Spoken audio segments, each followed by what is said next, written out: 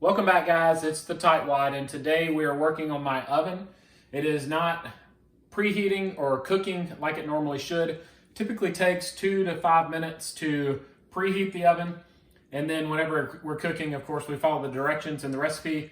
And lately it's been taking longer to cook, and it's been taking 20 or 30 minutes just to get up to temperature. So I'm going to show you a simple thing you can check today to see if your element is bad, and talk to you about all the things you need to do to test it and replace it to get your oven back up and running. The first thing we're going to do today is put our oven on 350, and the preheat mode comes on. And now we know that the lower element in our oven should now start to glow bright red. And as you can see, nothing is changing with our element. I'll give it about 30 seconds and check back in and make sure that it's still not working.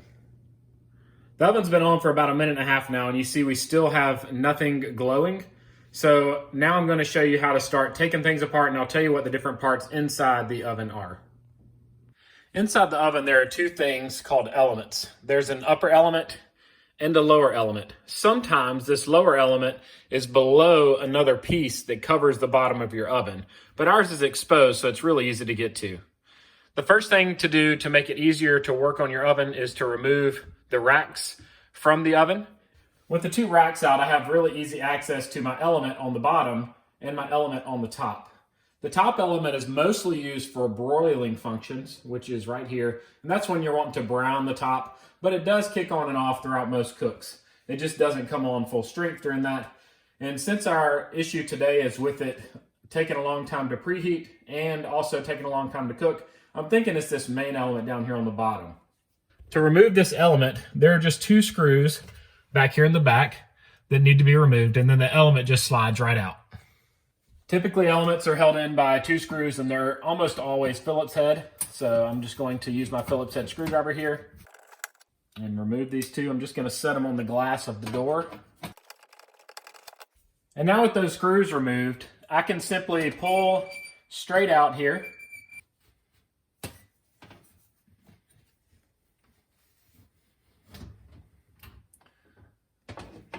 And it reveals the connections on the back side of this element.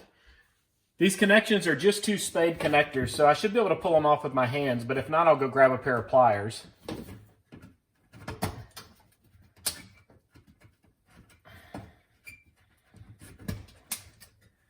And you do want to make sure you pay attention to which side each of those connectors is on. So the white is on the right and the yellow is on the left on mine. And this is actually the part of your oven that controls the heat. So it comes on when it needs to come on, turns off when it needs to go off, and it regulates the heat. With the element removed, you'll see that there are two leads on the end. And I should have continuity because this is a complete circuit. If you follow your finger down and around, it comes all the way back to the other spot without any breakage. If there's a break in it, that is what could be causing your oven to not work properly. So today I've got my multimeter, and I've turned it to the continuity setting, and on mine it has a little chime on it. So I'm not looking at the numbers on it. I'm simply trying to see if I get a chime indicating there's continuity. So now I'm going to touch the leads to my element here, and I should get the same chime.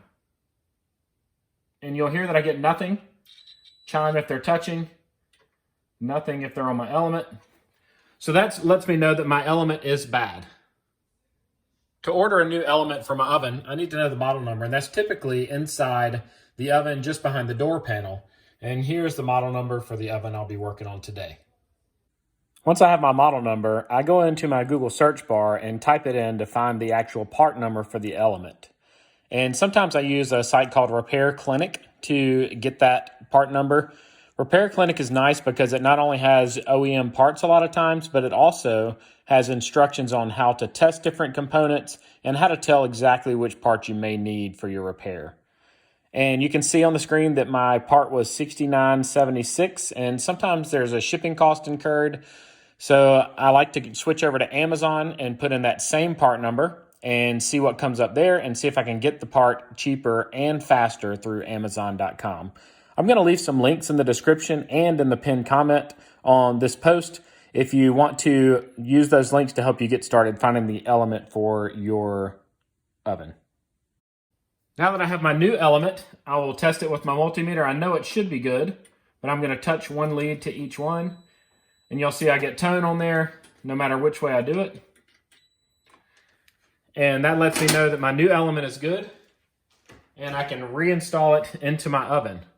Now to reinstall it, I'm gonna attach the spades, white on the right, yellow on the left on my particular model, back together here, and then I'll shove it back inside the insulation. Be very careful when handling your element because any small break will cause your oven to stop working again. So my spade connectors are back on really good. And I'm gonna carefully push them inside the insulation and then slide them all the way back. And your element has feet on it like this, so it should set off the edge. And now I have my 2 screws, which I need to reinsert. Just lining up the holes.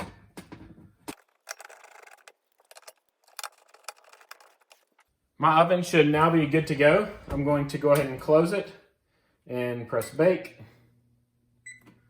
and start it, and we will see if the element glows orange. As you can see, my element is now glowing bright orange or red, so we know that we have fixed our issue. We will test to make sure that our oven continues to preheat properly and that it cooks back in normal cooking times. I hope you guys found this video helpful. If you did, give it a thumbs up and subscribe to my channel. After you subscribe, ring that notifications bell so that you'll be notified every time I post a new DIY repair video. Click any of the links shown on the screen now and you'll see some of the other things I've repaired around my home. I hope you guys have a great day.